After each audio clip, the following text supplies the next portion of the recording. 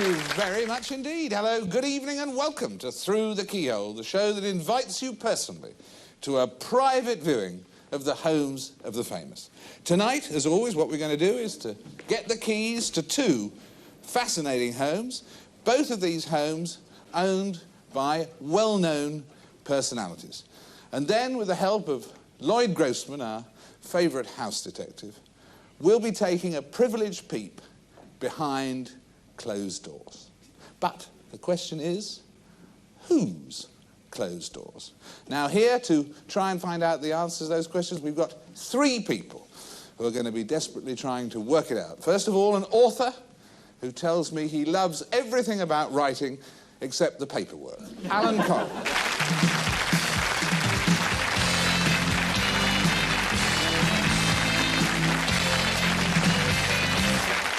And about to flower again in her native county, Yorkshire Rose, Mary Parkinson.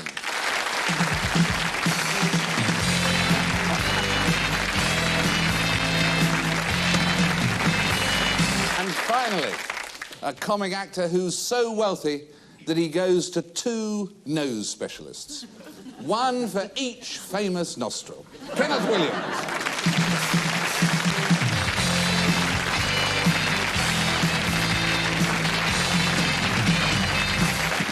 Well, now, let me tell you a little more about the game. With the help of these magic keys here, we'll be taking a careful look inside two fascinating homes, and that should tell us something, maybe a lot, about the person who lives there. All that our friends here have got to do is to try and work out who that is. So let's join Lloyd Grossman, right now at house number 1. And watch closely, because remember, the clues are there as we go through the keyhole. Well, this is very stately, isn't it? Possibly belongs to someone with slight delusions of grandeur. It's also incredibly tidy. Look how neat this is. No bicycles, no Wellington boots. Someone who's very house-proud, and also someone who's very definitely into interior decoration. Look at these walls. Well, this is a fine example of the beachcomber look, isn't it? Maybe someone who likes to spend some time baking on the sands. This is an amazingly feline room. Now I know what it feels like to be inside Tallulah Bankhead's brain. It's very Hollywood, isn't it? Very showbiz. All this white. Obviously, you can picture people sitting around here drinking little glasses of chilled white wine. I certainly wouldn't let anything red into this room. It's actually quite a comfortable room, but it's somehow rather austere. There really isn't very much ornamentation at all.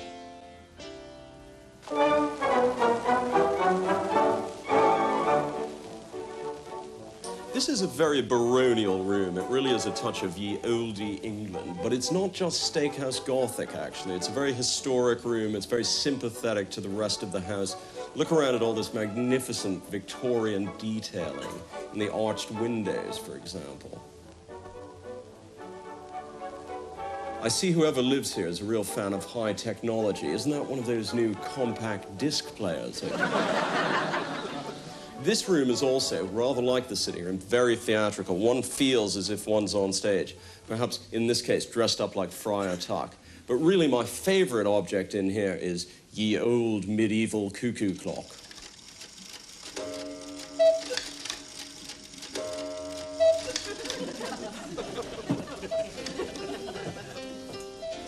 Well, this is slightly suggestive of Judy Garland's dressing room, isn't it?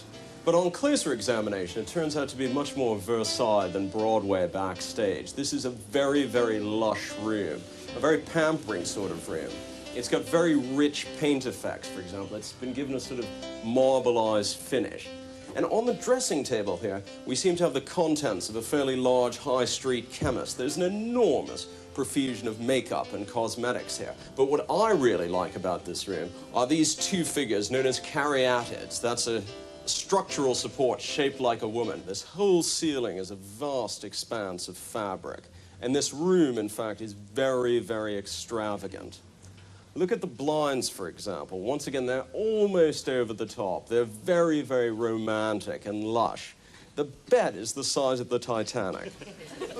So let's think about this house. Just consider some of the evidence. The astonishing Robinson Crusoe seashell looking glass. The world's oldest compact disc player. The chemist's shop in the boudoir. And finally, the over-the-top confectionery blinds. So the question is, just what sort of person would live in a house like this? David, it's over to you. Well, thank you very much indeed, Lloyd. So now for our home and studio audience, though not for our panel, here's whose house it is.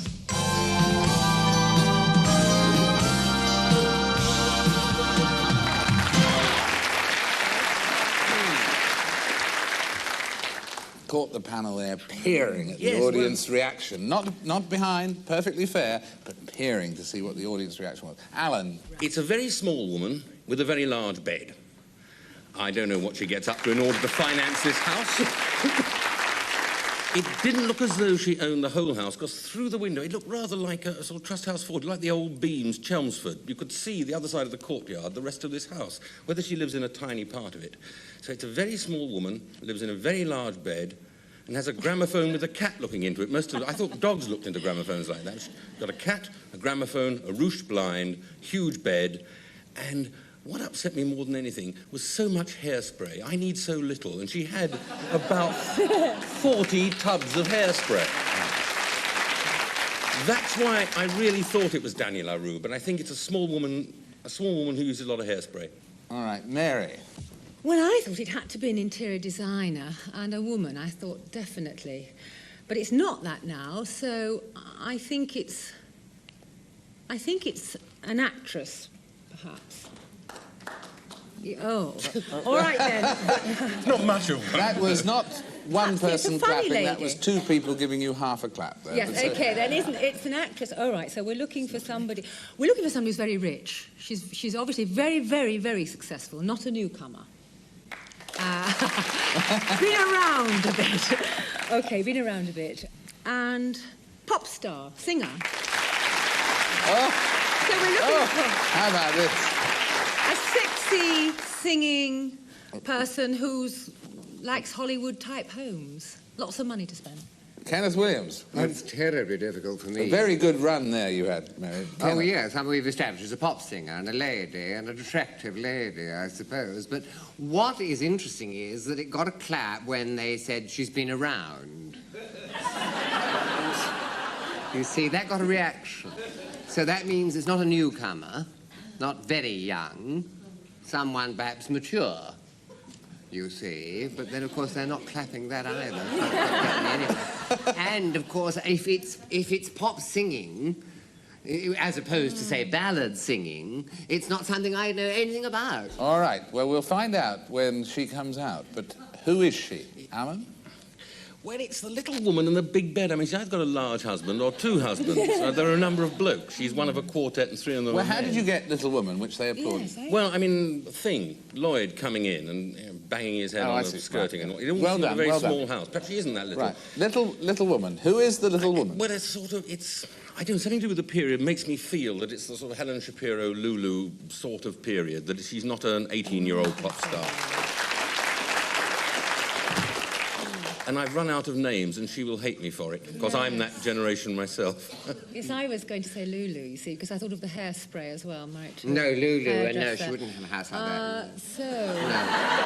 No, this has got to be perhaps it could be... Are we supposed to have a guess at this? Yes, have a Could guess. it be Marty Kane? No, she's it's too not tall. Kane. Something Italian, perhaps? Would there be an Italian connotation? Savaroni? They're not going to realise... Is it red hair as well? No. There's someone who's a singer and a songwriter. It's Lindsay de Paul. Comes through the Keyhole.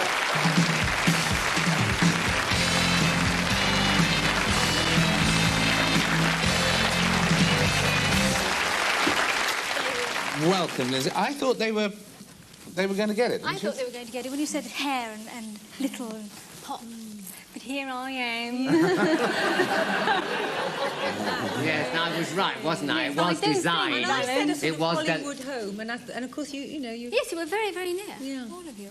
But it I was think it was the two designed, people wasn't who it? clapped It actors. was an interior design. No, I did it all myself. I don't liked it. believe a word does it? No, I don't lie. I love interior design. In fact, a lot of the stippling I did myself because I went to art college and I got books out on how to do it, and I enjoy doing that. How long have you lived in the house, Lindsay? 12 years.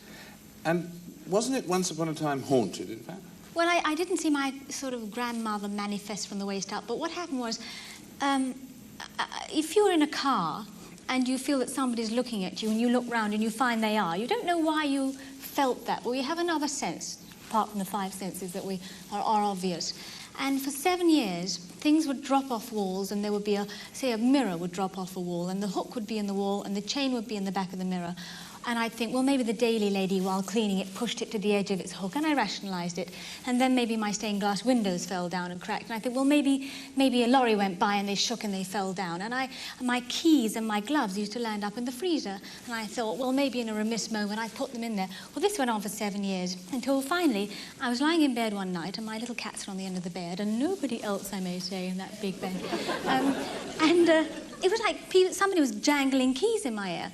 So I turned on the light, there was nothing there, I turned it off, jangle, jangle, turned it on, and it was like John Cleese, you know. I said, whoever you are, I said, I was talking to the air in time. I thought, I'm off my rocker. Whoever you are, I said, manifest, and nothing did, of course.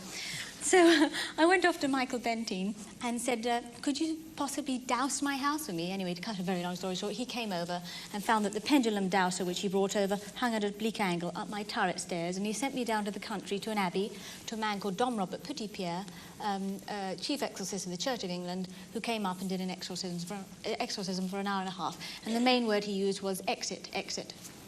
And that's what did the trick. That's why by the door you have a sign saying Exit. Exactly, to this day. But why did you pick Michael Bentine for this role? Well, I was doing a game show because I trained as a commercial artist. I was doing this cartoon show and he hosted it. And for no apparent reason, he sat down and he said to me, and I'd never met him, he said, you understand the magic, don't you? And I thought, this man's strange. And I said, what do you mean? He said, well, you're having a lot of experience. And I've had a lot of very strange supernatural experiences that I don't take drugs and I don't drink, and we're all game for imagination, but so he introduced himself and we became firm friends, and I know he's written books on occult, and so I phoned him. Well, we wish you very happy, untroubled days in that lovely house, which in fact Alan was obviously much taken with a large bed, obviously kept referring to it. Now discovered she sleeps in it alone. I'm even two more cats. taken. I end up on the edge, actually. 2 cats. They move me over, yes. Yes. Michael Bentine will probably organise me to come back as a cat next time. I look forward to it. So do I. Well, thank you for sharing Thank you. this time with us. This is our Through the Keyhole key, a souvenir, a token of our saying thank you, Lindsay. Thank you. We've got to take a break there. We'll be back with number 2 house in just a moment or two, but in a moment, and right now we'll say to Lindsay, thank you from Through the Keyhole. Thank you. Lindsay de Paul, we'll be right back.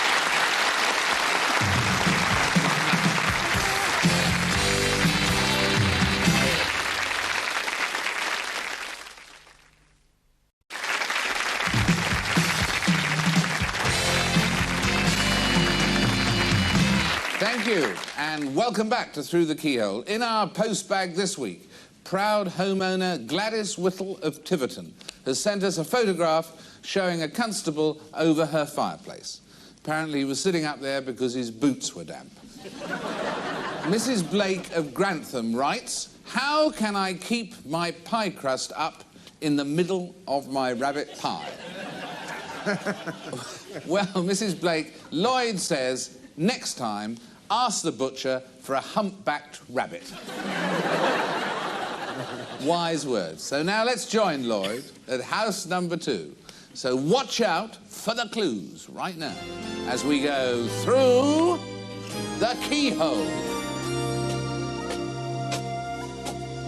This is a bit like traipsing through the Amazonian rainforest. Maybe it would appeal to someone with an exploring sort of mind. Let's go inside and see whether there's anything fishy going on.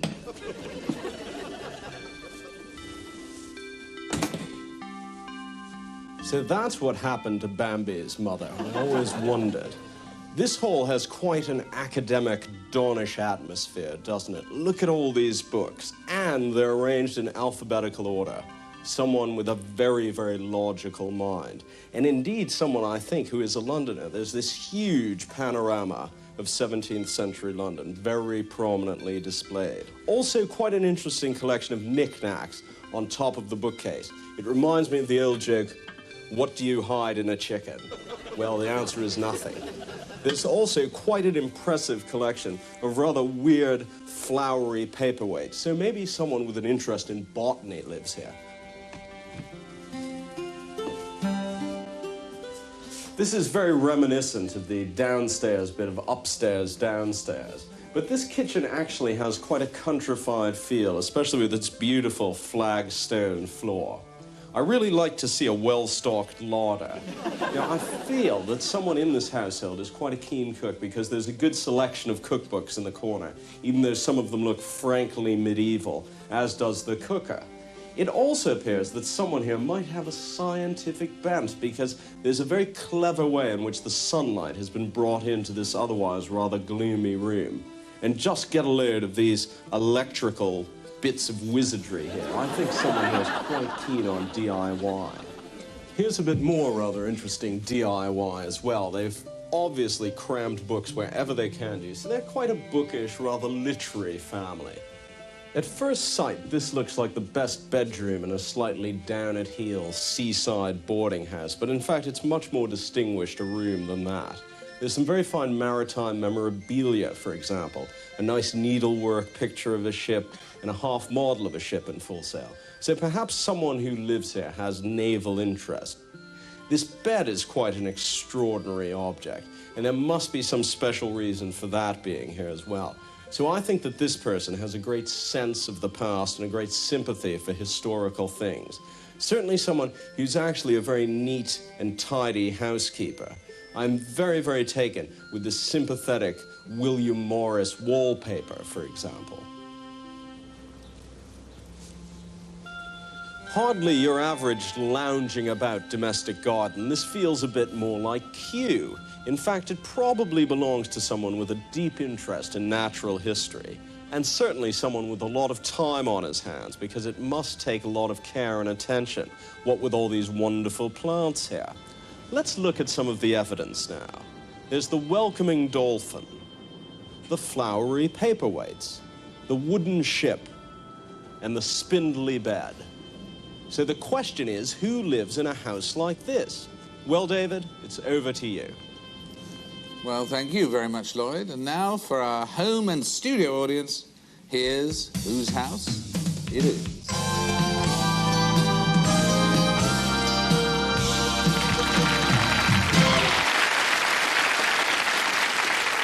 Well, young Kenneth, it all begins with you here. Well, I'm wondering, when he went on and on about the nature and the plants and the fish, do you think he was giving us a clue there about all those natural phenomena? I mean, was it that the man's interested in nature, the world of nature? It's not David Attenborough. But what about you, Mary? Nature. Townhouse, and it's a real home. I mean, it's obviously I think it's a bachelor. Is it? No, it's a family. Family, is it? Well, as it happens, someone who now lives alone. Well, let's try it. How about a politician? All those books? No, it's not a politician. Of course it's not. Nature. Historian. He kept on about history. The historical thing. No, that didn't work either. So Well, we're not Alan, what looking about, for can you help with a psychological profile here? He's out of work because his books are alphabetical. I've never known anybody in full employment who had the time to get his books in order. Or he doesn't read them at all. But they're all paperbacks. Not many hardbacks there. Not a great deal of money. No. Sorry, mystery guest. But it's a paperback man with a mass-produced dolphin door knocker who appears on television and doesn't get paid a great deal for doing it. And needs a new and can't afford a gardener. And needs it's a not new you, paper. is it? It's you? No. Shay Frost, is it? Yes. Is there anything to do with animals, then? Well, there were some things, an exploring sort of mind. No, we're near He's got all it, these eh? bits of ship stuck on the wall. Sense of past Nothing to do history. with the He's name. an unemployed sailor. Scientific Unemployed. bent. Sorry? You've got all those things came up in the thing. It's a sort of Magnus Pike figure.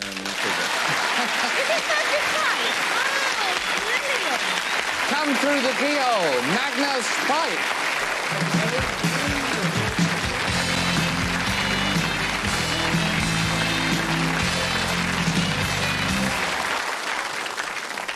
Did you recognise yourself from the portrait painted by our panel? Well, it was a bit deceptive, I think, because a lot of the things about flowers and nature and so on, really, I'm not specially known for nature. You were getting them off that. I thought that was quite sensible of you. Well, I mean, naturally you were sensible. Yeah, oh, well, thank you. You're too kind, you're too kind.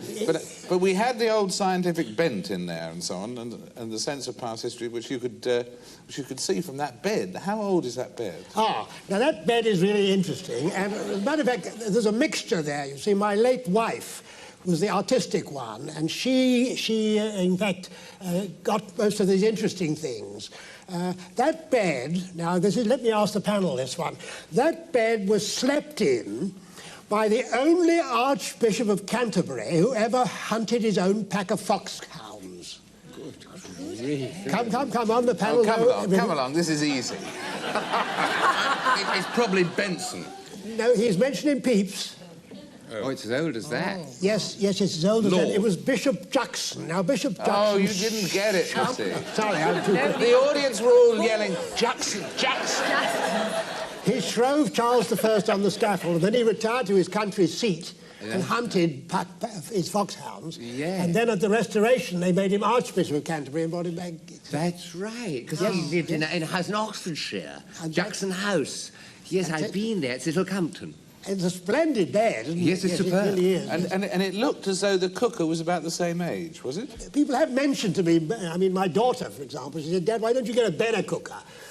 And also have the electrician put more plugs so you don't have to have so many things. You're crazy. Yes, Those plugs frighten the life out of me. We would have got bits of expected to elastoplast. see, knowing you, we would have expected to see a place where experiments would have been conducted. I mean, a laboratory or... Very scientific, isn't it? Yes, instruments. There were no instruments, you see.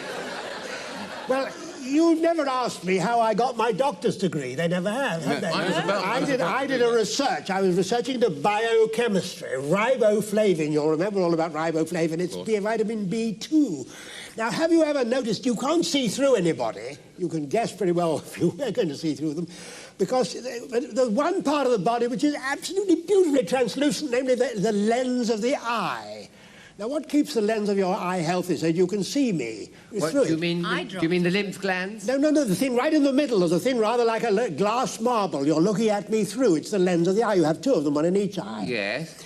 And nobody knew how... So I was doing a PhD... Nobody here knows as to whether riboflavin had anything to do with it. And so I have looked into more rats' eyes through an ophthalmoscope than I would challenge anyone to eat hot dinners. And it's quite a dangerous job, because if you know an ophthalmoscope, it's the thing you look into, you put it close up, and when you do it with rats, their rats are eyes, you put it close up, and there's a...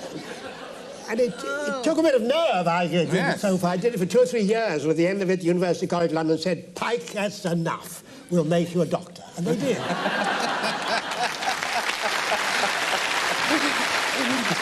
Well, my dear Magnus, we must thank you for being with us. We'd like you to take our souvenir, the Through the Keyhole key, centuries-old key, rather like your bed and so on. And we'd like to thank you for being with us. We'd like to thank our glorious panel, Kenneth Williams, Mary Parkinson, Alan Coren. Of course, we'd like to thank Magnus Pike. We'd like to thank Lindsay de Paul. We'd like to thank Lloyd, the wonderful Lloyd Gross, and above all, we'd like to thank you for joining us. Until the next time, good night.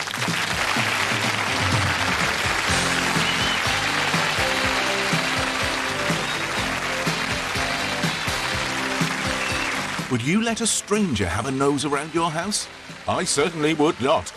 Give us your guesses as we go through the keyhole. That's new and next here on Challenge.